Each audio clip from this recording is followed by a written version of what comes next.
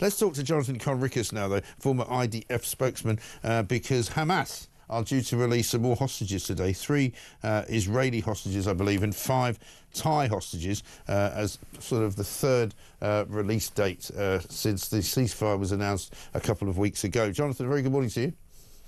Good morning, how are you? Yeah, very well indeed. I mean, so far, this whole situation seems to be going according to plan, doesn't it? I mean, it's always pretty unedifying to watch Hamas in their military fatigues and their bandanas and balaclavas and all the rest of it, toting their guns around and terrorising everybody, including women who are being released. But so far, they seem to be sticking to their word. Is that how you see it? Yes, there's a lot happening behind the scenes. By the way, it's interesting you mentioned the whole choreography. Do you know that a former Al Jazeera, not a former, a current Al Jazeera so-called journalist was hired by Hamas to choreograph these events? Quite amazing, quite astonishing.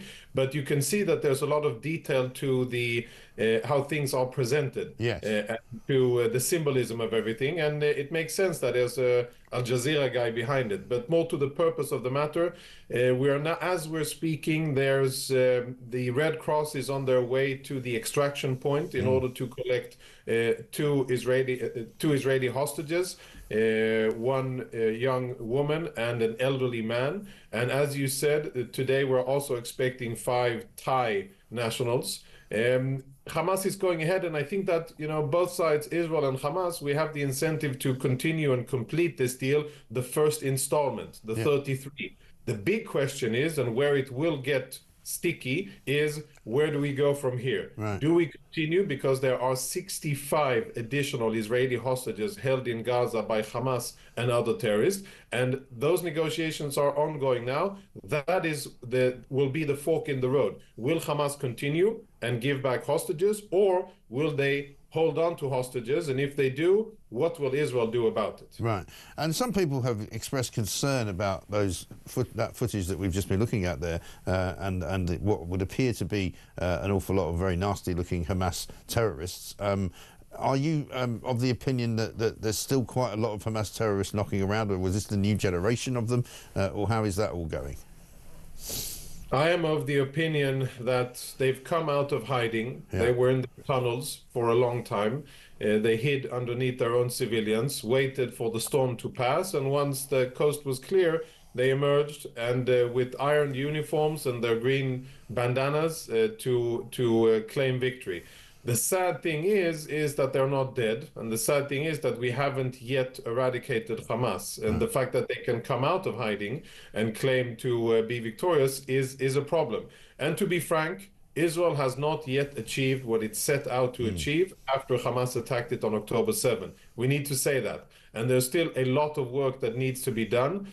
For people who are listening who care a lot about Palestinians on a human level, I have this to say. If you care about the reconstruction of Gaza, then your priority should be getting rid of Hamas, because there will be no reconstruction of Gaza as long as Hamas is in power. So if you care about Palestinians, you better help get rid of Hamas, apply pressure on Qatar and Egypt to do exactly the same, and to find diplomatic solutions. Otherwise, the other option on the table is to go back to war. Yeah. I mean, somebody said to me, it's interesting, isn't it, they're very happy to put their uniforms back on and wave their guns around now that they know nobody's going to shoot them.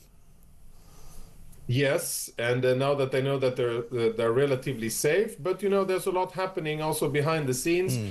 We are monitoring events. Israel is monitoring what's going on, where they're coming out from, where they're convening. There's a lot happening, and even these propaganda setups that Hamas has with the help of Al Jazeera, even these setups, they're used to it, and I think that they will come in handy once we go back to fighting, which I sadly think it's a matter of when, not if. I don't think, my personal assessment, this is not an official Israeli assessment, my personal assessment is that I do not see a scenario where Hamas hands over all of our hostages.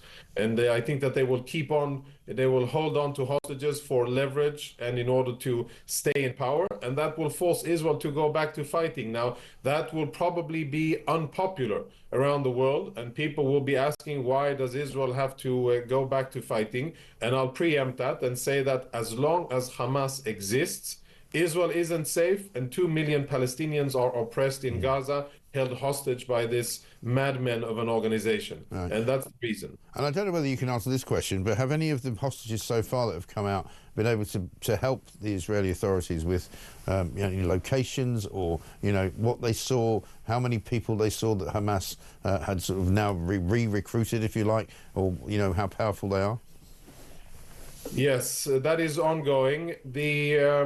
Envision it like a 3D puzzle, a giant 3D puzzle, where Israeli intel officers are working to try to fill a very complex puzzle about location, personnel, time, etc. And they're piecing a lot of information together. The number one priority is the well-being of the hostages and having them come back to their families, to see faces of people they love, and to reconnect with civilization, and to understand that they're safe, and of course medically to take care of them. There's a lot of medical things that need to happen, a lot of nutrients and supplements and things that they need very quickly in order to get back in a good condition. But from an intel perspective, that is ongoing, and yes, Israeli intel officers are doing that. The way that we will answer that question is the next time that we'll start fighting, and how fast we will get to locations where hostages are held. That'll be the answer to it. But I am certain that these efforts are ongoing, and I hope that they are yielding information that will make it easier for Israel to get to our hostages. Good stuff. Well, we wish you luck with it all, of course. As ever, Jonathan, good to talk to you. Thank you very much indeed. Jonathan Conricus there, former IDF spokesperson on